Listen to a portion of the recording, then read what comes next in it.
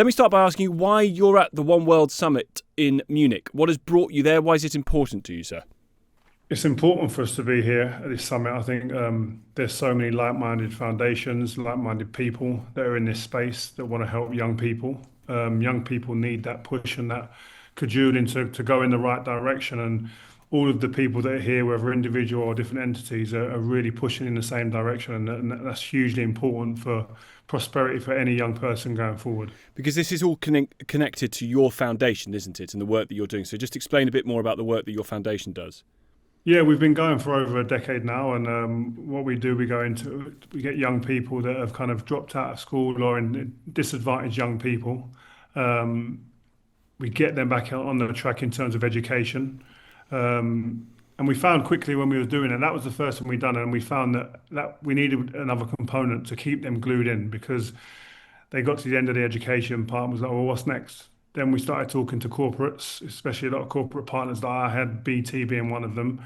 And we added that onto the back of the education part where there's an opportunity for a job and to get into that work mode. And I think that's so huge for young people and that social mobility and just young people understanding that there is a process, there is a pathway. It takes time, there's consistency to be able to deliver yourself an opportunity to get a job and really, really make a good chance for yourself in life. It strikes me that there might be a lot of young people in the UK at the moment, particularly, who feel rather dispirited about their chances in life. Everything seems to be going wrong. This narrative of the country going into decline is taking over. Do you think that your foundation is going to need to deal with more young people coming through the door saying, I don't know where to start, I don't know how to get on?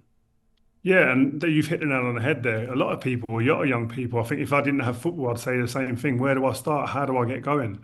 That's the job of my foundation is to really highlight those opportunities and highlight the workplaces that are available and then the pathway to get towards that through education and then providing yourself with the opportunity. When you get the opportunity, providing that platform for yourself to understand how to propel yourself into a position to work. And I think it's not only our duty, but I think we're doing the job that the government should be doing as well. And they should Yeah. be really honing down and focusing on is that engage young people in the new world, the new industry that's coming in terms of tech and whatnot, which is a quick moving landscape. But young people they've got so many different interests. We focus on sport and music, entertainment, and tech. And these are really sticky industries that young people are interested Yeah. in. But we've highlighted that it's not everyone can be the person on the pitch or the person with the microphone. There's so many different layers of opportunities of jobs behind those industries that is our job to unpick, to unearth that for young people to see and go, oh, I can still do my passion as a job, but in a different way than I ever imagined. But I also wonder whether it's another example of how actually we've gone too far, or the country's gone too far in saying that at least half of all school leavers should go to university. Because university isn't the right place for some of these kids, clearly. There are other Yeah, places to go. yeah. Well, I was conditioned, and like most people, especially from my generation, that college, university is like an absolute. And it will be for some people, but I still think you have to have that balance. Like you said, there is some people that it's just not made for those people. But then, where are you going to go then? Yeah. What is the setup for that person beyond that? If you're not going to take that route, so I think it's just highlighting those areas, and I think again, my foundation is really sits in the sweet spot of really helping young people make them big decisions that can really have a huge impact on their life going forward. If it's not the decision that's taken Sure. carefully. We're talking about, mainly, of course, about children in the UK. You have relatively recently left the UK, I think. You've moved to Dubai. Other than the weather, what is better about living in Dubai than the UK? Well, listen, it's the job that I left at TNT has given me a lot more time with my children, and so that's been my family are definitely seeing me a lot more.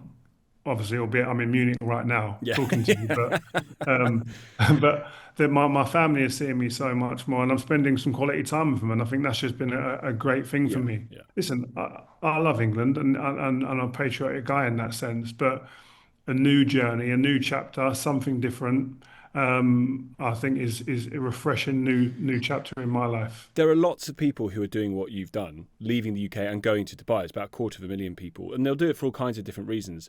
But it strikes me that one of the reasons is the UK is not a great place to be right now. As much as we love it, and we do, and you're a patriotic guy and your credentials speak for themselves, you represented your country, England's not great. Yeah, but I think it's one of those things. It's can you put yourself in a position to start having positive times? Like I said, and that's one of the things where I look at my foundation and I'm so proud of it, is that we have young people that come into our infrastructure who are negative. Their life is downtrodden. They have no confidence at all.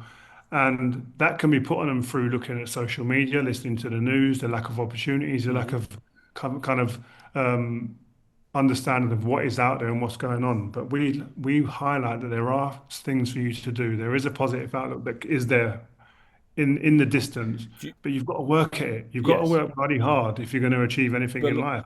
a lot of people feel that their hard work is undermined by things like higher tax rates in the UK compared to places like Dubai. That's got Mm. to be a factor, hasn't it? That's got to be a reason why lots. I'm not saying it for you, but that's got to be a reason why lots of people are leaving the UK and moving to Dubai, and it's understandable, no? Yeah, well, but if there was things like that, the health service and whatnot was absolutely flying and doing and working perfectly well, then I think people paying tax, you don't mind. But then when there's things that are falling apart and there's things that are going wrong in the country, and then you do sit there and go, well, I'm paying all this tax, then everyone, whatever level you're at, I think sit there and go, we pay towards tax, and is it really going towards the things that are actually benefiting the people that live here? And that's the big question that needs answering. I think a lot of us know the answer to that. You've worked under some brilliant leaders, some wonderful managers. I wonder what you make of the skills of the leadership in Westminster at the moment. Well, they wouldn't make a good football manager, and they wouldn't be as good as Sir Alex Ferguson. I know that. What qualities does Sir Keir Starmer need to learn from Alex Ferguson or Gareth Southgate or I'm not David going to sit Beckham, and maybe? I'm not going to sit and tell him what he needs to learn. I just think it's like, listen, good leadership. I look at it being somebody that's inclusive, that um, incorporates diversity within their working environment, that understands the common person's um, plight at times. Sir Alex Ferguson was great. He knew what was going wrong in all of his teams' lives. He knew what, not just the players, the staff, the people that worked as a dinner lady, the person that worked at the front desk, Hmm. who no one ever saw, is taking care of the whole group and not just certain factions that were within that, and that the players weren't just the stars and treated differently. And I think it's taking care of people. I think is part of leadership and taking care of your team. Final question from me is about one of your former teammates. How weird is it going to be to have to call your mate Bex Sir David? I will never call Bex. No, I'm joking. No, no. Listen, he deserves it. I think he's if we're looking at somebody that's worked hard, that has come from not nothing, but come from somewhere where he's had to work to get to the levels that he's at. No one could have imagined that he'd become a world superstar icon that he is. He deserves it. I don't know many that work as hard as him or put the mileage in that he does. And he's become an icon, not just from a football pitch, but Hmm. also off the pitch in different areas as well. So if anyone's deserving, and we see some people get these accolades and you go, oh, you have to think about why they've got it and scratch your head a little bit sometimes. Not with this man.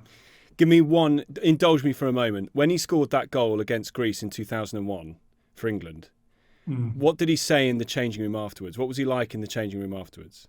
Was it language that the Royals would have approved of? He might not have got the Sir title if they'd have been listening to the audio. But no, I was more pleased. I think I've got a picture, it's up somewhere in my house of, I think he jumped up and I caught him and he was up in his arms in the air. And I was more saying thank you because I'd played a bit of a shocker in the game and he got me out of getting a 4 out of 10 in the paper. So there was more than one reason that I was happy for him to score that goal. Great to talk to you. Enjoy Munich. Thank you very much indeed for coming on. Cheers, Good to talk mate. to you.